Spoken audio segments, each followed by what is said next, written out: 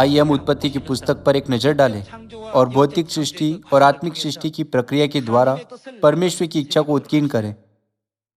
आइए हम उत्पत्ति अध्याय 1 आयत 1 देखें। आदि में परमेश्वर ने आकाश और पृथ्वी की सृष्टि की। परमेश्वर ने आकाश और पृथ्वी को बनाया और वहां विभिन्न प्रकार के प्राणियों को रखा।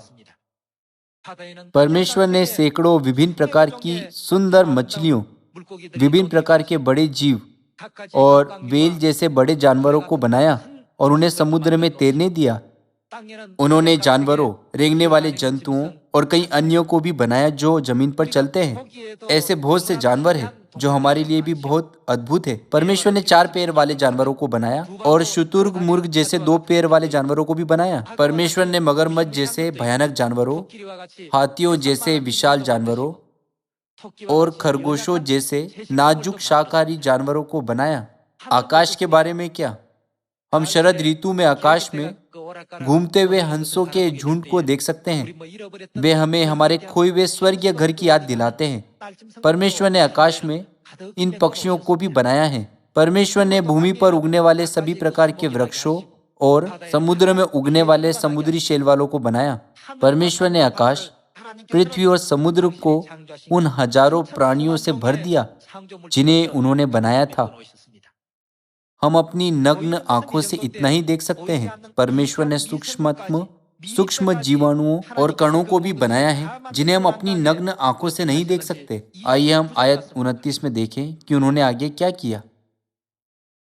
फिर परमेश्वर ने उनसे कहा, सुनो, जितने बीज वाले छोटे छोटे पेड़ सारी पृथ्वी के ऊपर है और जितने वृक्षों में बीज वाले फल होते हैं वे सब मैंने तुमको दिए हैं, वे तुम्हारे भोजन के लिए हैं। और जितने पृथ्वी के पशु और आकाश के पक्षी और पृथ्वी पर रेंगने वाले जंतु हैं जिनमें जीवन का प्राण है, उन सब के खाने के लिए मैंने सब हरे हरे छोटे पेड़ दिए हैं। और वैसे ही हो गया। तब परमेश्वर ने जो कुछ बनाया था सबको देखा, तो क्या देखा कि वह कैसा है? वह बहुत ही अच्छा है। इससे बेहतर कोई अभिव्यक्ति नहीं है। इससे ज्यादा कुछ भी संशोधित नहीं किया जा सकता है। यह कहना कि यह अच्छा है सबसे अच्छी अभिव्यक्ति है कि वह बहुत ही अच्छा है। तथा सांझ हुई, फिर भोर हुआ, इस प्रकार 6वां दिन हो गया। जब परमेश्वर ने भौतिक सृष्टि का कार्य पूरा किया तो उन्होंने कहा, यह बहुत ही अच्छा है। इस भौतिक सृष्टि के द्वारा परमेश्वर हमें क्या बताना चाहते हैं? परमेश्वर ने कहा कि वह अभी भी आत्मिक सृष्टि की प्रक्रिया में है।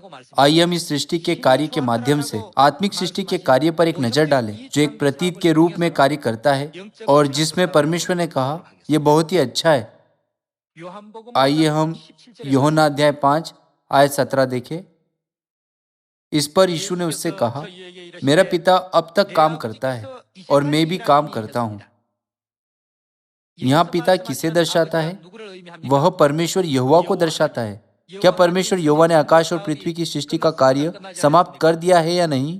उत्पत्ति की पुस्तक के अनुसार यह समाप्त हो गया था, लेकिन यीशु ने कहा, मेरा पिता अब तक काम करता है। वह आज तक अपने काम पर है और मैं भी काम करता हूँ। वह इस पृथ्वी पर आए, सुसमाचार का प्रचार किया और हमारे मनों को पश्चाताप में बदल दिया और हमारे हृदयों का नेतृत्व अनंत स्वर्ग के राज्य की ओर किया। वह अभी भी आत्मिक सृष्टि के कार्य की प्रक्रिया में है। अब हम उद्धार के इस लंबे मार्ग पर हैं। हमें यह नहीं भूलना चाहिए कि इस मार्ग पर हम चल रहे हैं। आइए हम प्रकाशित वाक्य अध्याय 21 आयत 1 देखें। फिर मैंने नए आकाश और नई पृथ्वी को देखा, क्योंकि पहली आकाश और पहली पृथ्वी जाती रही थी और समुद्र भी ना रहा। उत्पत्ति अध्याय 1 आयत 1 में लिखा है कि परमेश्वर ने भौतिक आकाश और भौतिक पृथ्वी की सृष्टि की। फिर अब जब वे सभी चले गए तो किस तरह का आकाश और पृथ्वी बनाया गया? वह जगह किस तरह की है? यह स्वर्ग का राज्य है जहां हम रहेंगे। वहां कोई मृत्यु नहीं होगी, कोई दर्द नहीं होगा, कोई पीड़ा नहीं होगी, कोई दुख नहीं होगा, कोई चिंता नहीं होगी, लेकिन आनंद और खुशी होगी।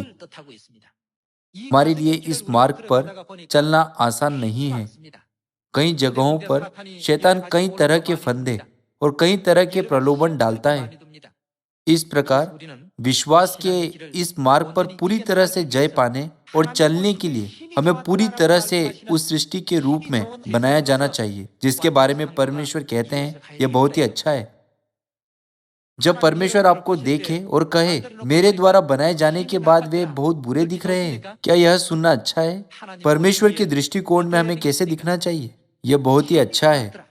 मुझे खुशी है कि मैंने तुम्हें बनाया है।